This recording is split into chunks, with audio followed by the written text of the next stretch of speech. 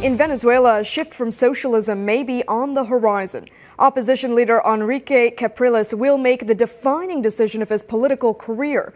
He's expected to announce today whether he will run against Hugo Chavez's successor in the country's upcoming April election. But is Venezuela ready for change? Joining us now with his analysis is Dr. Stephen Randall. He is the director of the Latin American Research Center at the University of Calgary, and he joins us via Skype from Calgary. Thank you so much, Dr. Randall, for joining us today. It's a pleasure. Good morning. Good morning. I want to get your thoughts. An election date we know now has been set for Venezuela. Help us understand the political scene in that country right now. Chavez support is strong, but how strong is the opposition? Oh, I think the opposition has become increasingly strong. It was very weak until Capriles emerged as a leader of an opposition coalition. But, you know, in the last election, he got 44%. And running against Chavez, who is remarkably popular in the barrios, and who has had at least a very strong political organization. Running with 44% is a very good indication. In the past, it's been nothing close to that.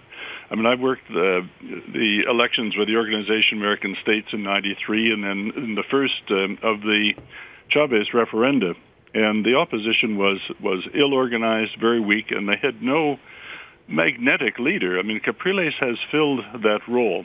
And I think people will see, including the declining middle class, shall we say, in Venezuela, people will see an opportunity here for change.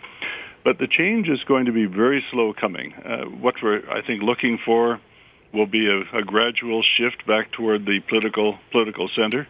Maduro, if he is, and I think he will clearly be the Chavista candidate, Maduro doesn't have anywhere near the kind of charismatic appeal or personal connections that Chavez had with the Venezuelan working class and poor. So what you're saying is we could be very much looking at a deeply divided country in this sense when you're talking about the opposition growing. So in your opinion, what does this say about the legacy left behind by Hugo Chavez?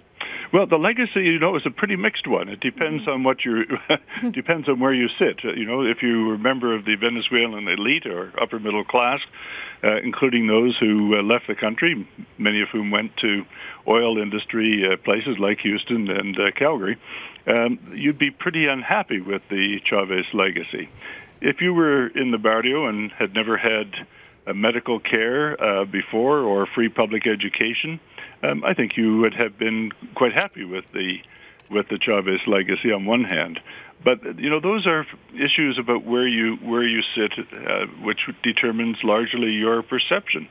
You know, the Chavez did not institutionalize the social reforms, and I think this is a major problem. They don't have staying power. In other words, whether it's educational reform, healthcare reform, poverty alleviation, etc.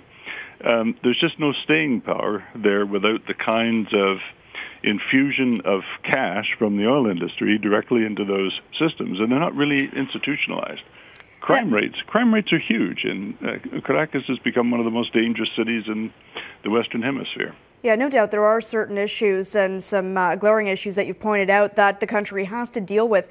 When we talk about President Maduro, though, we know he has enjoyed support from the country's military brass, even though the Constitution prohibits military involvement in politics. So if he is seen as the Chavez successor and he's running in this, do you think this will scare away any potential opponents, the idea of this military alliance? No, I don't think it'll scare away opponents. I mean, you know, the military in Venezuela has never been very far behind the throne. It's always been there. You know, in '93, when the election results were being announced on television, the head of the Electoral Commission, the Venezuelan Electoral Commission, was flanked on each side by by generals in combat uniforms. It sends a pretty clear message in many respects. So, yes, constitutionally, the military is outside politics. In reality, they're not far. But they're not going to interfere in an election unless there is violence of some kind. And, there will be small-scale violence. I don't think there's much question about that. There always has been. All right. Well, it is going to be a very interesting election to watch, to see who the players are and how it all pans out. I want to thank you, Dr. Randall, for joining us with your insight and analysis. Thank you again. It's a pleasure. Bye now. by. That is Director of the Latin American Research Center at the University of Calgary, Dr. Stephen Randall.